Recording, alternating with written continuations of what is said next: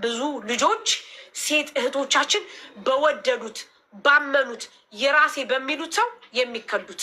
ደግሞ ትልቁ ነገር የኔ ያልኩትን ሰው አብራኝ ያለችው ጓደኛዬ ማውራቷ ነው ትልቁ ችግር፣ ትልቁ ህመም፣ ትልቁ ሲሳይ፣ ትልቁ በቃ መጥፎ ነገሩ። ከዛ በኋላ ምን ይሆናል?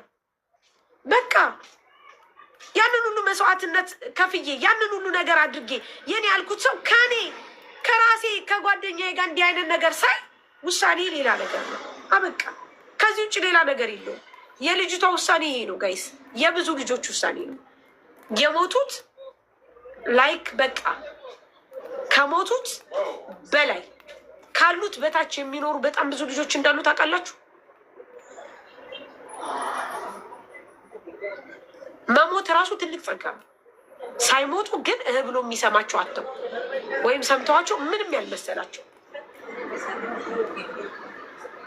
ምንም በጣም ብዙ ችግር የደረሰባቸው በሱስ የተጠመዱ ዝሙት የገቡ ሴተኛ ዳር የሆኑ በየሜዳው የወደቁ የብዙ ሴቶች ታሪክ ይሄና ይሄ ነው። ባሎቻቸው ተቀምተው በጓደኞቻቸው እኔ ነግራቸዋለሁ አንድ ታሪክ እዚህ አይኔ እያየ እዚች በአይኔ እያየ እዚህ ጋር የልጆቿን አባት የ6 ልጆች አባት የራሷ ጓደኛ እህቴ የምትላት ሰው አፋታ ያገባሽ ሴት አለሽ ጋይስ። ይሄ ብርቅ ድንቅ አይደለም። እኔ ግን በጣም ማስበው ምን እንደሆነ ታውቃላችሁ? እናንተን ነው። እኔ በጣም ማስበው እናንተን ነው። እናንተ ስታምኑ ትጎዳላችሁ። በዛ ላይ በአሁኑ ሰዓት ደግሞ መፍራት ያለባችሁ የሚጠላ ሁል ጊዜ የሚጠላሃል፣ የሚጠላሽ ሁል ጊዜ የሚጠላሻል። በቃ አትጋጋጭ፣ ይጠላሻል።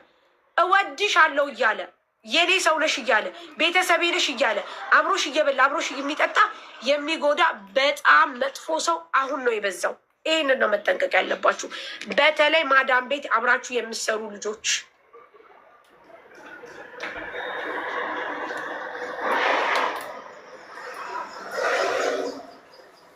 በጣም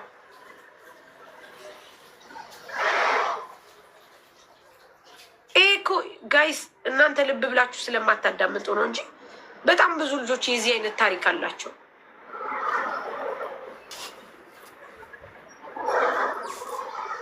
ስለማታዳምጧቸው ነው እንጂ እኮ በጣም ብዙ ልጆች የዚህ አይነት ታሪክ አላቸው ጋይስ። በጣም ብዙ እኮ የዚህ አይነት ህመም ያላቸው እኮ አሉ።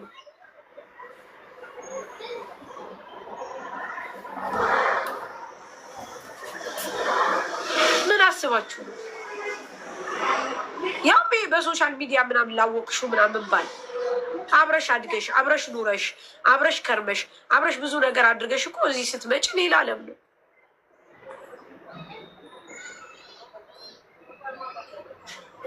ምን አስባችሁት?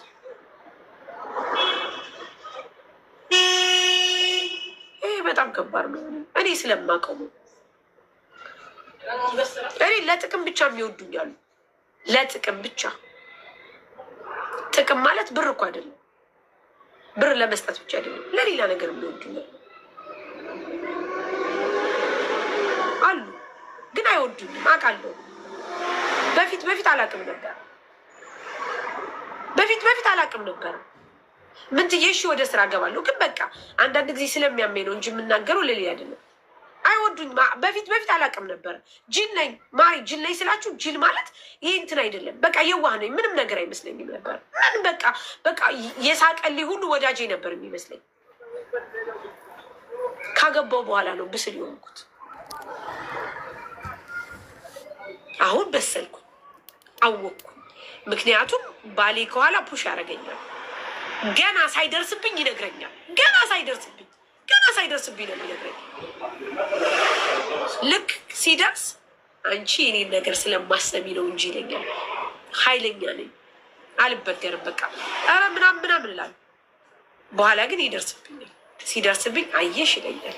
አየሽ እኔ ብዬሽ አልነበር ይለኛል። አሁን እማራለሁ።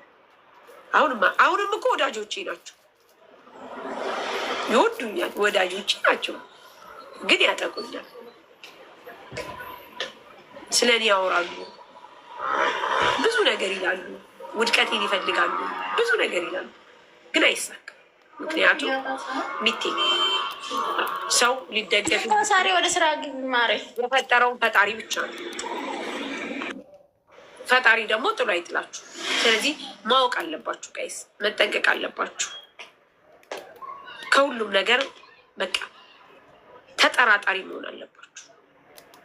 በተለይ ሴቶች መንቃት አለባችሁ። ሴቶች በተለይ ሴቶች መንቃት አለባችሁ። ጎበዝ መሆን አለባችሁ። ብልጥ መሆን አለባችሁ። አስተዋይ መሆን አለባችሁ። አስተዋይ በቃ